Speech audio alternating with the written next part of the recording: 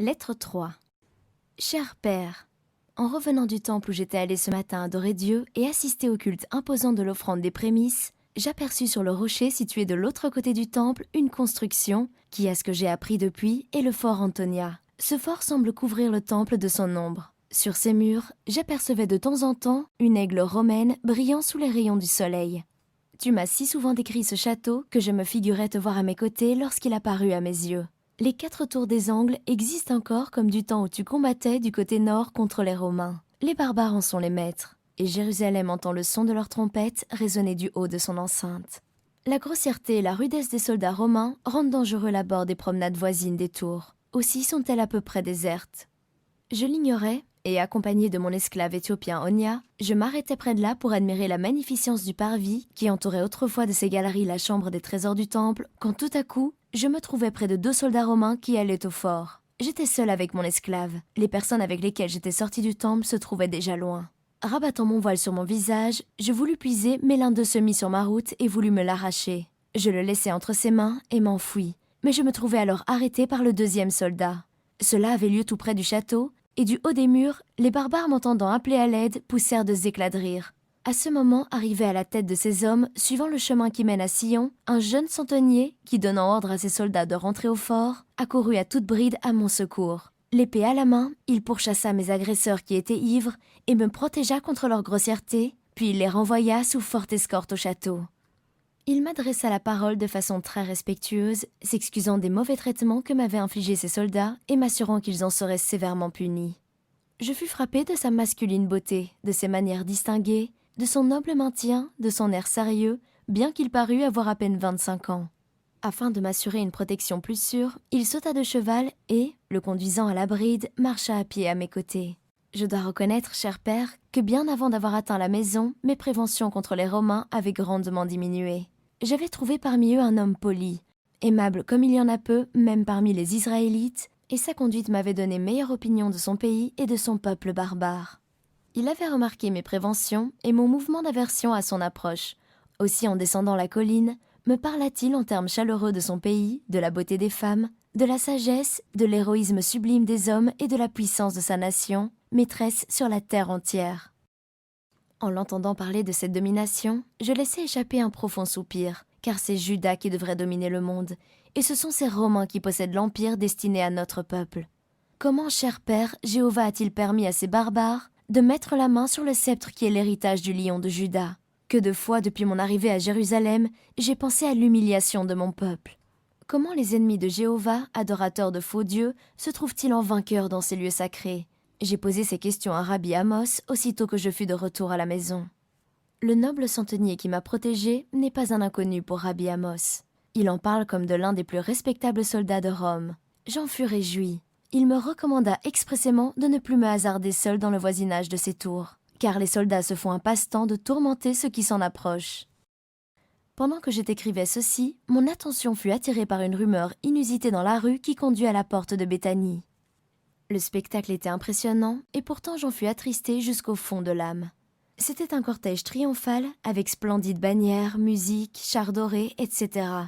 Hélas, ce n'était pas le cortège d'un roi d'Israël comme ceux qui traversaient Jérusalem au temps de Salomon ou de David, mais celui du gouverneur romain. Il arrivait, précédé d'une troupe à cheval, en habit de fête, monté sur un char d'or que recouvrait un dais bleu clair bordé d'or. Les chevaux blancs étaient carapassonnés d'argent et ornés de plumes. Le char était suivi d'une seconde escorte de cavaliers, en grande partie de jeunes hommes, tous couverts de vêtements d'une grande richesse. À leur tête marchait un jeune homme qui avait un aspect beaucoup plus noble que l'orgueilleux Pilate. C'était le jeune chef qui m'avait sauvé des mains brutales des soldats. Il leva les yeux vers la fenêtre où je me trouvais. Je me retirai vivement, mais il avait eu cependant le temps de m'apercevoir et de m'adresser un salut.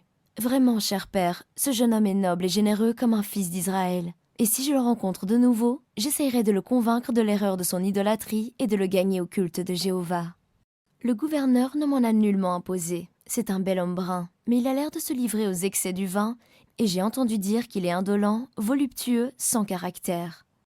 C'est un ami dévoué du César romain. Cela lui a valu d'être nommé gouverneur de ce pays. Il vaut mieux en tout cas avoir pour gouverneur un indolent livré à la voluptuée qu'un tyran comme son prédécesseur, contre lequel éclata la révolte où périrent tant de nobles Israélites.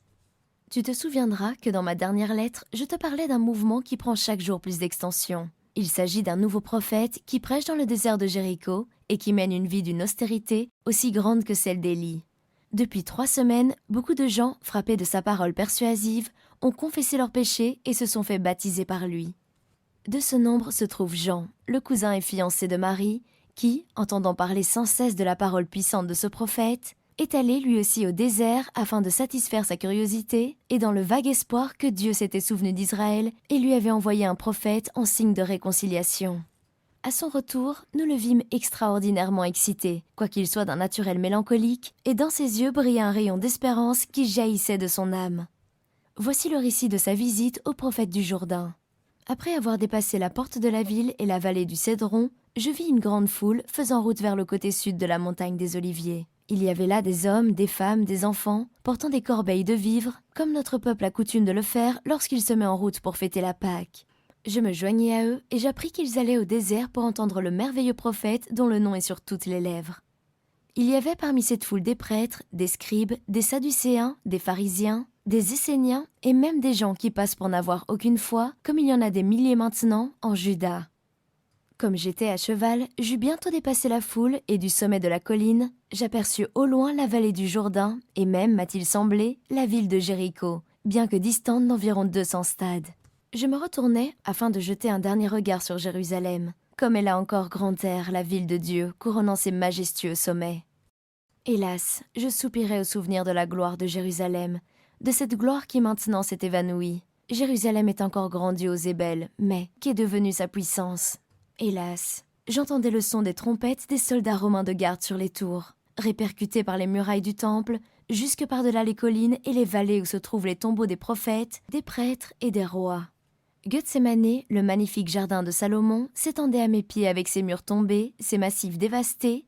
Ça et là un figuier, un olivier sauvage, c'est tout ce qui reste de cet Éden. La description qu'en ont faite nos poètes me revint à l'esprit. En contemplant ce lieu sauvage qui ressemble plus au séjour de la douleur qu'à celui de la joie, et dont les ombres mélancoliques invitent plus aux larmes qu'à la danse.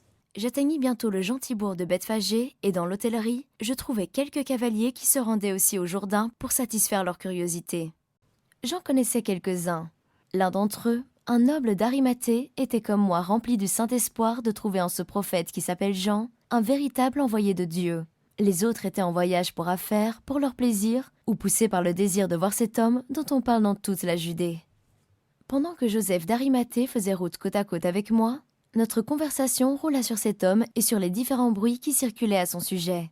Mon compagnon pensait que c'était un vrai prophète et il assurait qu'il croyait accompli les 70 semaines après lesquelles doit paraître le Messie. Alors, je lui demandai s'il croyait que le Messie, qui doit être prince et roi et établir sa domination du rivage de la mer jusqu'aux extrémités de la terre, viendrait dans les déserts vêtu d'une peau de fauve. Il me répondit qu'il ne pensait pas que ce prophète fût le Messie. Il croit que le Christ viendra immédiatement dans son temple où vraisemblablement nous le verrons tout d'abord. Mais il émettait en même temps l'espoir que ce prophète que nous allions voir était le précurseur du Messie prédit par Malachie. Comme j'avais sur moi le rouleau des prophéties de Daniel, je vis à mon grand étonnement qu'en effet les 70 semaines d'années étaient presque accomplies. Nous étions tous deux fort surpris qu'un prophète parût à ce moment-là en Israël. Nos cœurs tressaillaient d'une joie mêlée de crainte et nous nous flattions d'un espoir que nous n'osions exprimer. Enfin, après un long voyage, nous arrivâmes en vue de Jéricho. La ville avec ses tours et ses palais romains est très imposante et les gouverneurs en ont fait leur résidence d'été. Sur une hauteur au nord, à 4 stades de là environ, Joseph, qui a déjà beaucoup parcouru ces régions, m'indiqua les ruines d'Aï et le mont de l'Embuscade, où se cachèrent les héros de Josué pour surprendre la ville. En approchant de la cité, je pensais au temps où Israël, chaussé des sandales avec lesquelles il avait erré 40 ans dans le désert, fit 7 jours le tour des murailles. Dans mon imagination, j'entendais le sol trembler sous leurs pas. Sur une hauteur, je croyais voir Josué donnant ses ordres à ses soldats. Il me semblait entendre le son des trompettes de l'armée du Seigneur sonnant 7 fois, puis les murailles de la ville tombaient, remplissant les enfants d'Israël d'étonnement et de joie. Que la réalité est différente aujourd'hui. Le soleil à son déclin semait de reflets d'or les tours altières et les toits de la ville romaine dont le luxe est éblouissant. Mais le ciel bleu sans nuages ne couvre plus l'armée du peuple d'Israël, et la vallée, qui s'étend en amphithéâtre au lieu de renvoyer l'écho des pas des soldats de Jéhovah, est maintenant occupée par des légionnaires de Rome. À la porte, nous fûmes arrêtés par une patrouille romaine qui demanda nos passeports et à laquelle nous dûmes payer l'impôt. Après avoir rempli cette corvée humiliante, nous continuâmes notre chemin vers la ville où nous devions loger pour aller le lendemain vers les rives du Jourdain où se trouve le prophète, prêchant et baptisant. Je dois terminer ici aujourd'hui, mon cher père, et par conséquent, interrompre le récit du cousin de Marie. Dans ma prochaine lettre, je te rapporterai ce qu'il nous a raconté. J'ai beaucoup de questions aussi à lui demander au sujet des pensées que ces faits ont fait surgir dans mon esprit. Que la bénédiction du Dieu d'Israël repose sur toi, bien-aimé père. Ta fille affectionnée, Adina.